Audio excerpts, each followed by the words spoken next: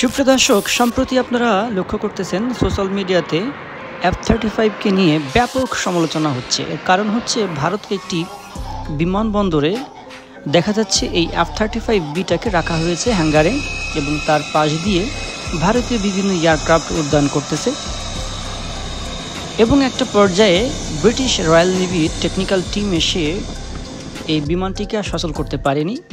পরবর্তীতে তারা ঘোষণা করে যে all are sensors and hydraulic system has damage. এখন প্রশ্ন হচ্ছে যে আমেরিকান 5th জেন অর্থাৎ American designated full stealth capability এবং পঞ্চম প্রজন্মের সেন্সার ফিউশন টেকনোলজি সমৃদ্ধ এমন দামি একটি বিমান যার দামই হচ্ছে 110 থেকে 120 মিলিয়ন ইউএসডি।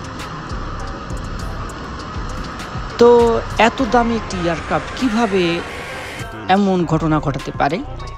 আসলে F-35 নিয়ে অনেকের বিভিন্ন প্রকারের মত রয়েছে।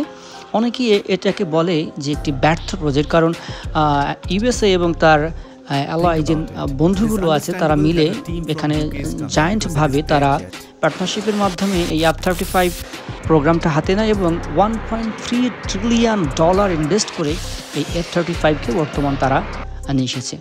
তো এমন একটি সফিস্টিকেটেড হাইটেক মেশিন, মূলত দেখতেই পাচ্ছেন যে এই লাল মার্কিং যে অংশটুকু এখানে মূলত ব্রিটিশ রয়্যাল নেভি তারা মূলত এই রেগুলার এক্সারসাইজের একটা অংশ হিসেবে এই HMS প্রিন্সেস থেকে তারা এটাকে লঞ্চ করে।